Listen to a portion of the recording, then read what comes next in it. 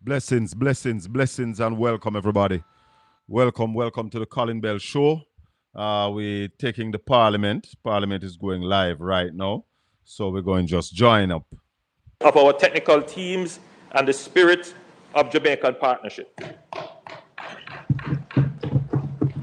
The NAA has deployed 14 parish-level technical field teams supported by engineers and administrative staff and working hand in glove with the Jamaica Public Service, National Water Commission, ADPEM, and the security forces.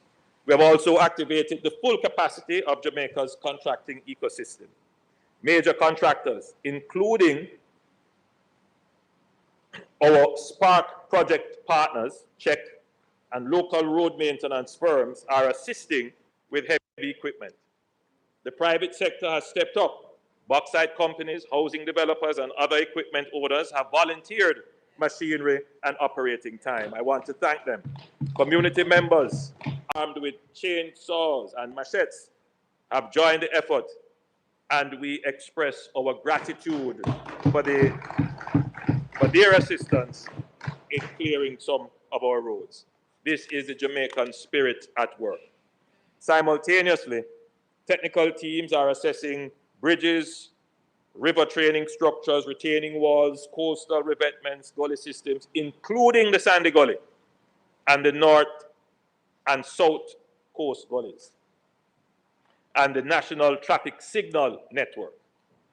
Once access is restored across all affected communities, we will transition from emergency access to full road rehabilitation, including surface reconstruction where roads have been washed out or undermined. Restoring drivability on major corridors and designing long-term resilient solutions will form a core part of our national reconstruction plan. Madam Speaker, on housing and shelter, Melissa has caused extensive damage to the nation's housing stock, particularly in western parishes. Leveraging the national geospatial intelligence capacity, the government has, for the first time in our history, executed a rapid, high-resolution national housing damage assessment. This effort, coordinated through the National Spatial Data Management Branch and supported by international technology partners, analyzed more than 428,000 buildings across Jamaica. Satellite data and drone verification indicate that approximately 116,000 structures sustain severe or catastrophic damage, concentrated in Westmoreland, St. Elizabeth, and Manchester. These findings are now guiding targeted relief and reconstruction planning across communities. This is a big change, Madam Speaker. In Beryl, we didn't have this capacity, but we have since invested in, and we are now able to have more definitive and scientifically driven data as to the extent of the damage. This now will help us in budgeting, and it will help us in allocating resources. Madam Speaker, we are now transitioning from emergency sheltering to stabilization and repair. The ministry is conducting field verification in priority communities with housing support teams working alongside the JDF, ADPEM, and local authorities. As access is restored to additional communities in the West, we will complete our beneficiary verification, accelerate roofing support, and deploy building materials, tarpaulins, and rapid repair kits to ensure safety for and habitation for our citizens. The data now being integrated into the post-disaster needs assessment will shape a resilient housing and building recovery program. Minister Montague has been asked to lead the process of determining the kinds of housing solutions and how they will be deployed, because we have to utilize new building technologies, including prefabricated and containerized solutions to deploy rapidly. And so we are examining those options to see what is available that can be rapidly deployed. Minister Montague has been tasked to spearhead that program, and he has already convened a technical working group to ensure that when we actually get out to give houses, which is very soon, we have solutions that match the problem, but solutions that are easy to deploy and cost effective.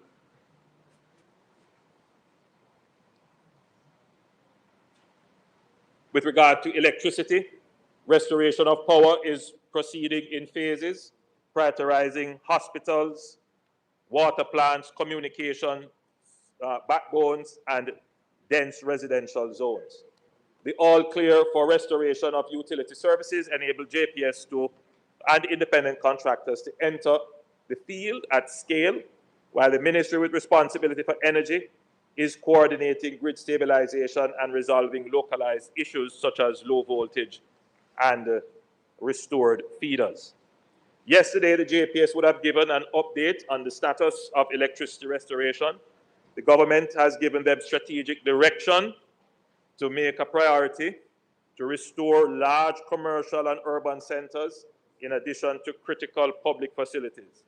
Moreover, they have been tasked in their grid restoration efforts to explore relocating, where feasible, the grid underground.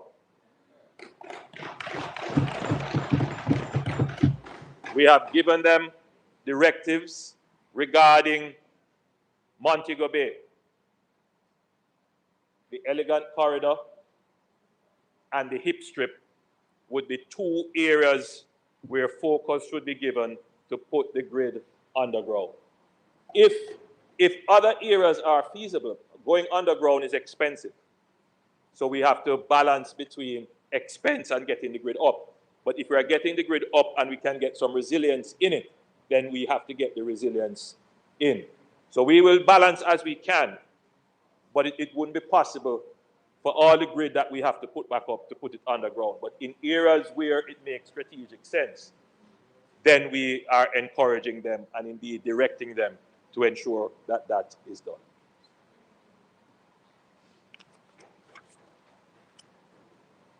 We will continue to update the country on a parish-by-parish basis on re-energization percentages as the network is repaired and rebuilt. Quick word on Petrojam. Petrojam has maintained fuel supply continuity despite flooding at its Montego Bay terminal. The cleanup is complete and structural and electrical assessments are underway before resuming western loading. In the interim, all tanker loading is being conducted through Kingston with extended operating hours to ensure uninterrupted national fuel availability. In terms of water, Madam Speaker, Hurricane Melissa has significantly disrupted water supply across the country, with the operational capacity of the National Water Commission deeply affected by power outages, blocked intakes, turbidity, landslides, and damage to electromechanical systems. Several key NWC offices, including those in Mandeville, Santa Cruz, Bogue, Falmouth, and Morant Bay, have been forced to close due to flooding, structural damage, and loss of access, while others continue to operate under constrained conditions. In total, more than 631 water systems were initially affected island-wide, with western parishes experiencing the most severe disruption as electricity supply remains limited. Supply restoration has been heavily reliant on generator power, where grid access remains unavailable, which means intermittent service in some areas. Even so, progress continues. Approximately 66% of NWC customers now have supply restored, with St. Catherine, St. Thomas achieving restoration rates above 87% and 84% respectively.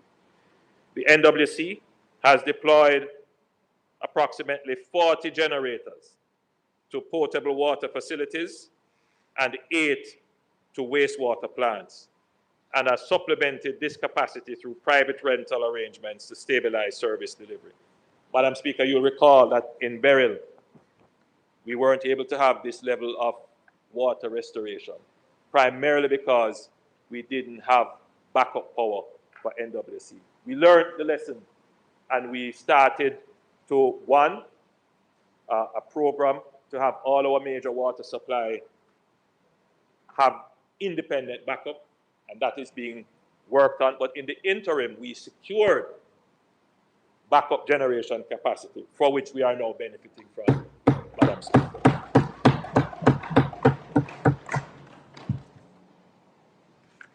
The Minister of Water will give you more details on the recovery.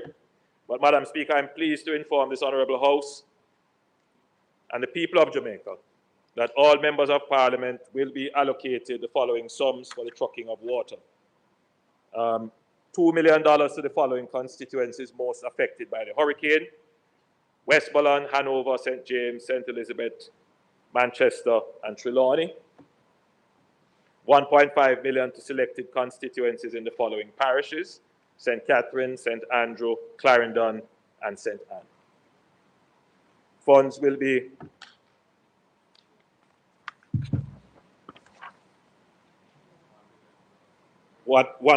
we will allocate some other funding, which the Minister will explain.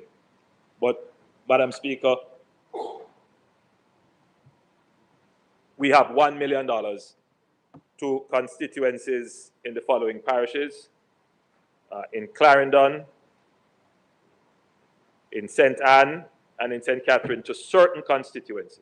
And I won't call out these names, but the Minister, well, there's $1.5 for some constituencies in St. Catherine, in St. Andrew, Clarendon, and St. Anne, because they are particularly affected. I don't want to go through the detail of calling out each constituency, but $1 million for others.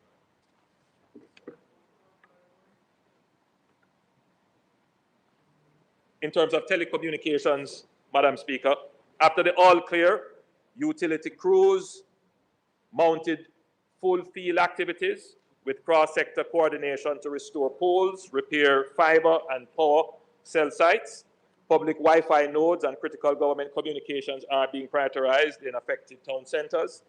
To restore nationwide connectivity, 600 Starlink terminals are being deployed to first responders, government facilities, NGOs, members of Parliament, and councillors. Now, Madam Speaker, not all members of Parliament have been provided with Starlink capabilities, but certainly those who are critically affected, like the member from Eastern Westmoreland and Central Westmoreland,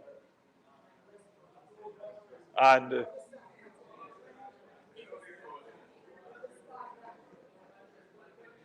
but the affected parishes have been provided.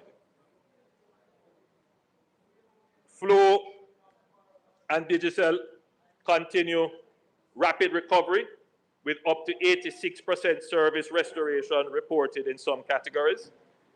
Additional spectrum was allocated to carriers to accelerate repairs. The government will also deploy roving mobile teams, which is an important service. The government will deploy roving mobile teams with Starlink connectivity and charging stations to affected communities and urban spaces to allow residents to make contact with loved ones or make short, urgent calls.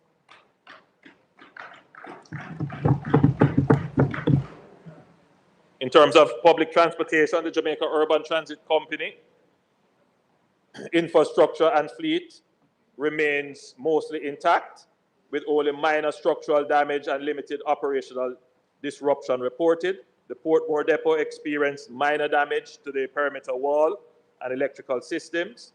Spanish Town saw minimal impact, and Rockford had minor ceiling damage. The Montego Bay Depot had significant infrastructure damage, with 4 buses sustaining severe damage. Fuel dispensing has been altered as electric pumps are inoperable, and the depot has no generator. 10 buses from the Montego Bay fleet can be mobilized once minimal power is restored to the facility. Additionally, some drivers are marooned in their communities due to blocked access roads and poor communications.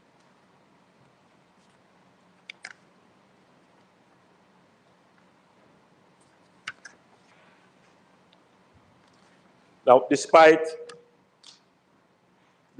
infrastructure damage, air navigation services have been fully restored nationwide. Radar and air-to-ground communication have been re-established with support from Airtel. A 24/7 landing permit operation is in effect for humanitarian flights, and monitoring of unmanned aircraft, drones, is being strengthened to protect aviation safety. All airports reopened within 48 hours of the storm.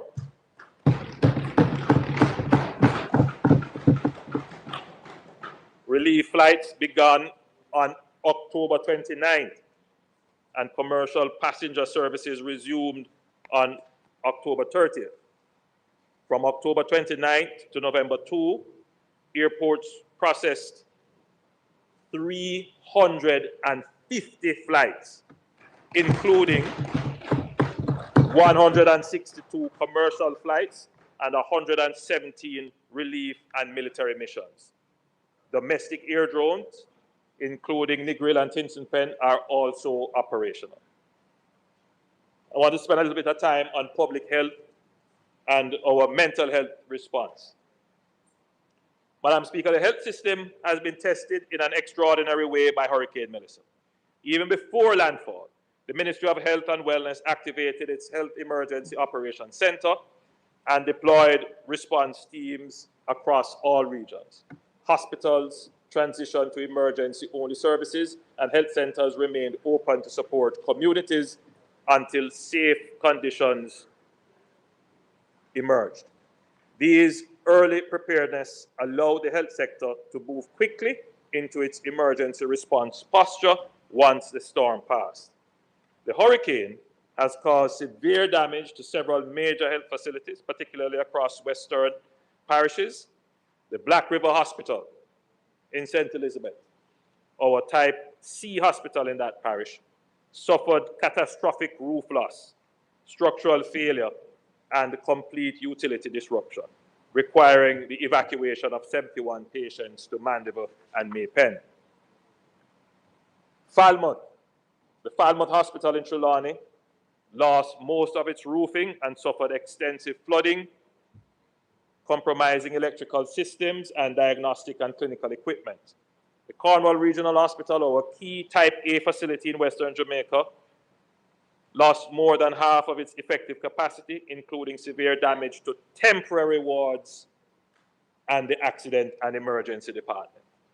Noel Holmes Hospital and the Savlon Lamar Hospital similarly sustained serious roof and water damage, with power and water outages affecting patient services. These facilities are currently providing limited emergency services while staff continue rapid discharge where clinically safe and access to equipment integrity is needed.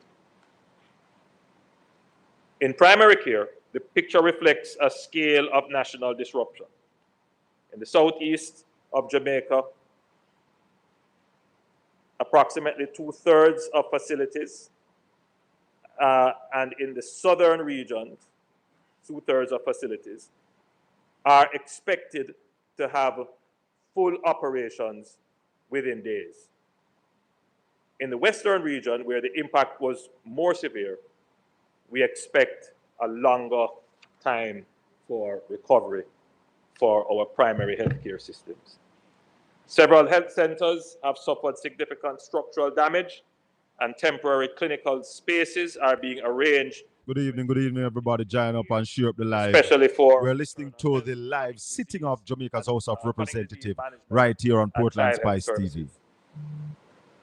To stabilize service delivery, the ministry will establish temporary field hospitals in the hardest hit parishes.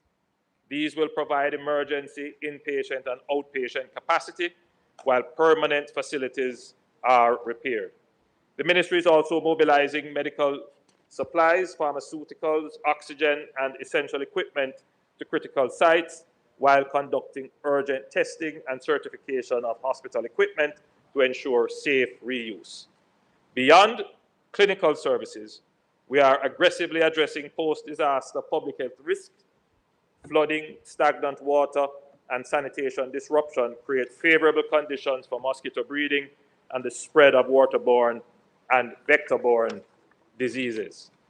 Public health teams are deploying enhanced vector control operations, including larvicide distribution to 120 households. A fogging campaign is being mounted now, Madam Speaker, with the support of private contractors and expanded field staff. Water quality monitoring is being intensified at all treatment plants with chlorination and turbidity testing to protect the population from gastroenteritis and hepatitis A and other water-related illnesses. Food safety teams are inspecting facilities and supervising safe disposal of spoiled food and livestock carcasses. Sanitation and other management operations are being strengthened to protect communities and reduce disease transmission.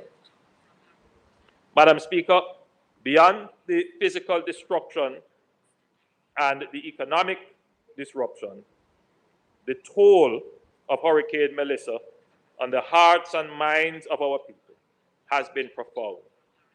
Families huddled together as winds howled and floodwaters rose. Parents worked desperately to shield their children from fear.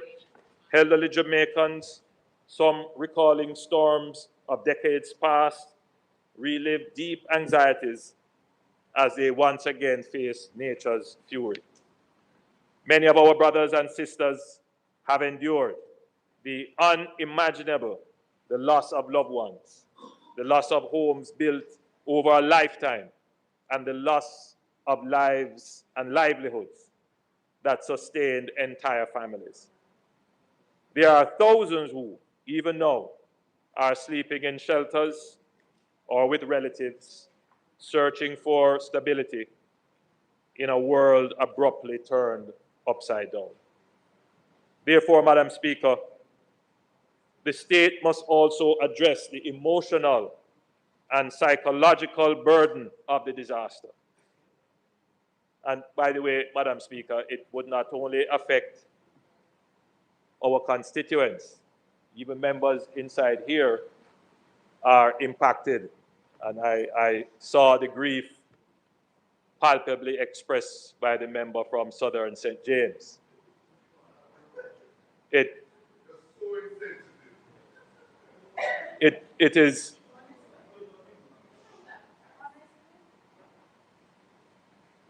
the impact of the hurricane, Madam Speaker, especially for our children.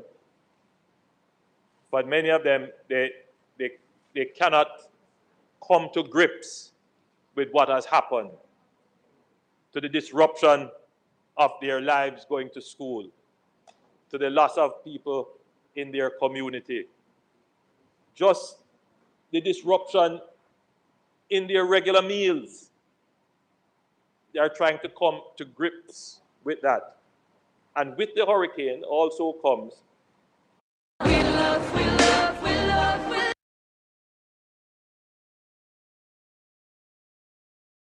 Yes, once again, welcome to Portland Spice TV. We are listening to the Prime Minister in the House of Parliament. mental health impact. And as I visited the Falmouth Hospital, Madam Speaker, that was an issue raised, and I was quite surprised that it was, by someone who was at the hospital, who was brave enough to say, I am a mental health patient, and it was very important that I got the services here, but we need more mental health services because our people are reacting to this crisis in ways that are becoming antisocial. And therefore, we must pay attention. I want to give the nation the commitment that the Ministry of Health is augmenting its psychosocial and mental health operations, as it also seeks to mount its conventional health response. And now is a good time, Madam Speaker, to call for volunteers who are trained in this regard to reach out to the Ministry of Health, because we simply would not have enough trained professionals on staff to mount the kinds of response that would be necessary.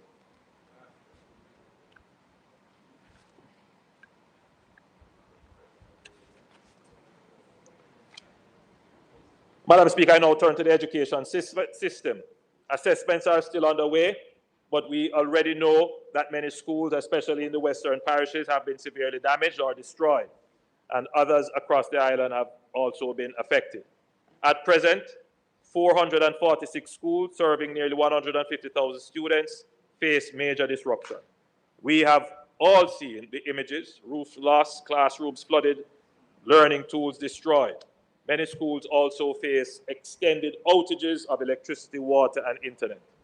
The situation in the western parishes is particularly grave and poses a real risk of significant learning loss. Our children need their classrooms and the structure they provide. Every day out of school is a day of lost opportunity. Yet, Madam Speaker, we must also be pragmatic. The doors of many schools cannot reopen immediately. So while we move with urgency to repair and rebuild, we must act now to resume learning through innovative and flexible arrangements so that no child is left behind.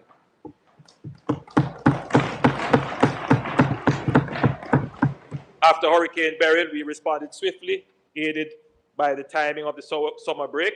This time, we must move even faster, as Hurricane Melissa offers no such reprieve. Our focus will therefore be on three clear priorities: safe reopening, where facilities permit; continuity of learning through blended, remote, and alternative sites where needed; and accelerated reconstruction to return schools to permanent classrooms, to return students to permanent classrooms as soon as possible. Madam Speaker, we successfully navigated the education system through the global pandemic and the aftermath of Hurricane Beryl. We will do so once again. We will get our children learning safely, swiftly, and in stronger, smarter schools than before.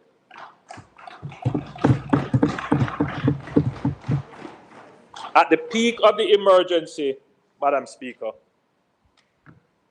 approximately 15,000 Jamaicans were accommodated in official shelters. Shelters will remain open as long as needed, with food, water, medical support, and psychological services will be provided through the Ministry of Labor and Social Security and the Ministry of Local Government.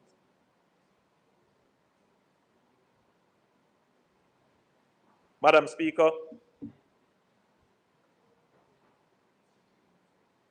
specifically in relation to marooned communities, of which there are likely in excess of 30 marooned communities, the JDF is in the process, or has already established, 22 humanitarian assistance and disaster relief outposts in the following areas: in St. Elizabeth, Burnt Savannah, Newmarket, Springfield,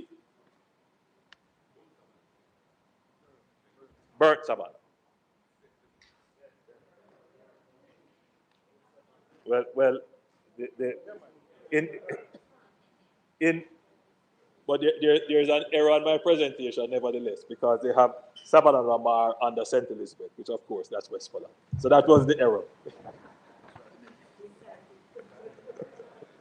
In Westmoreland, Sav, Darliston, Lennox, Bigwood, Bluefields, Betheltown, Amity, Beeson Spring, Tax Valley, Frome, Roaring River, Content, Glenbrook, Reno, Catadupa. I hope I've gotten all those names correctly.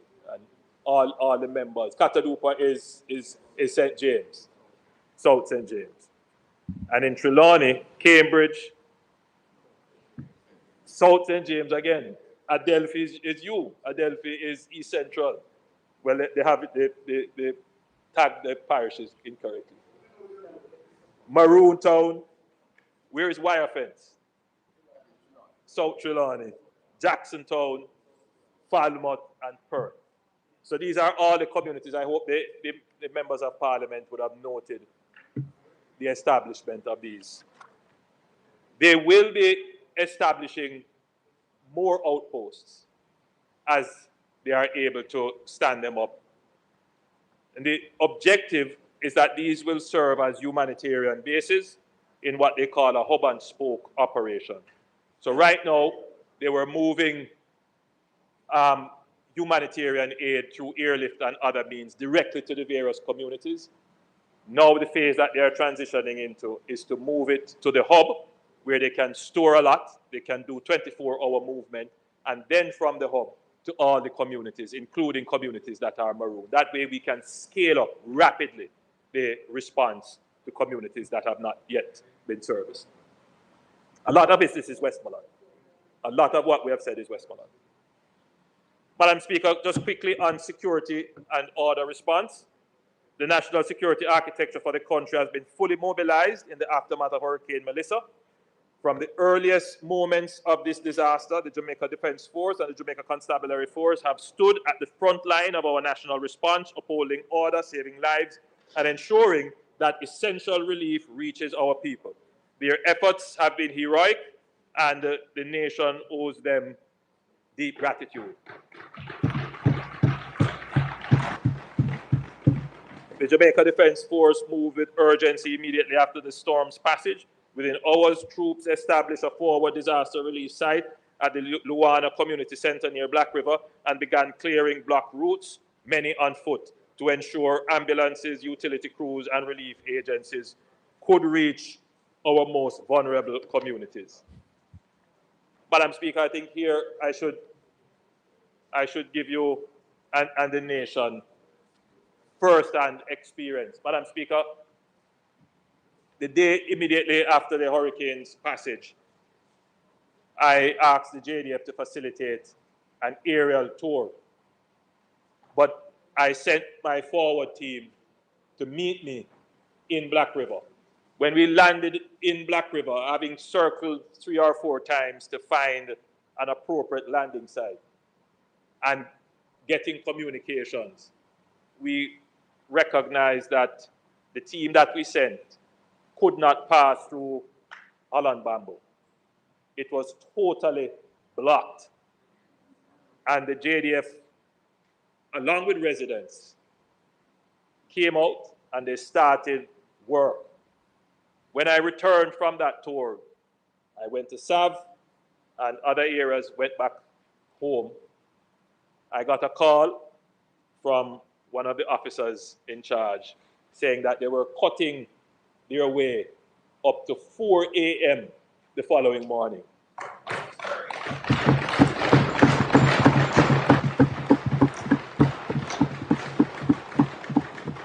The entire stretch was blocked, was compounded because there were vehicles trying to get in, blocking the convoys, and it was chaos, but they managed. And it is good that we have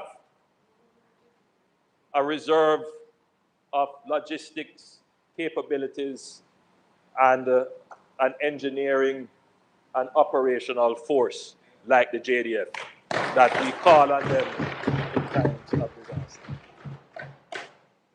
Madam Speaker, the JCF is not to be outdone, because whilst we look upon the police mainly as a security force, you would be surprised that they fill the gap being the social worker, being the firefighter, helping with medical issues, in addition to, well, the commissioner led the way with his power saw cutting down trees, but you can see that they were multifunctional in the disaster. And again, commendations to them. So, Madam Speaker, the JDF did suffer some losses. Several bases in the Western Command, including Frome, Paradise Park, Montpelier, and the Black River Coast Guard Station, were severely damaged. And we will ensure that these are rebuilt very quickly because that's important to stand up the operations. Working with the Ministry of Labour and Social Security, the JDF has established a major relief hub at Up Park Camp, producing and distributing more than 11,000 family care packages delivered by both ground convoys and helicopter missions, including support from the U.S. Chinook aircrafts. This operation represents the highest standard of joint civil-military coordination and underscores the discipline and capacity of our armed forces. We also recognize and appreciate the international cooperation that has strengthened our security response. Support has come from the United States Southern Command, the government of El Salvador, with 287 personnel deployed, Canada through its operational support hub, the United Kingdom with an offshore patrol vessel, and regional partners including Belize, Bermuda, Guyana, Trinidad and Tobago, Barbados, and the Cayman Islands, which have provided support and aerial support, including helicopter support. This international solidarity has, and Venezuela has provided humanitarian relief. This international solidarity has significantly boosted our humanitarian and security operations. Madam Speaker, even as the JDF has worked tirelessly in the field, the Jamaica Constabulary Force has executed its mandate to maintain public order and protect infrastructure. More than 12,000 police officers were mobilized across all divisions before the storm's arrival, with incident command centers activated and integrated into the national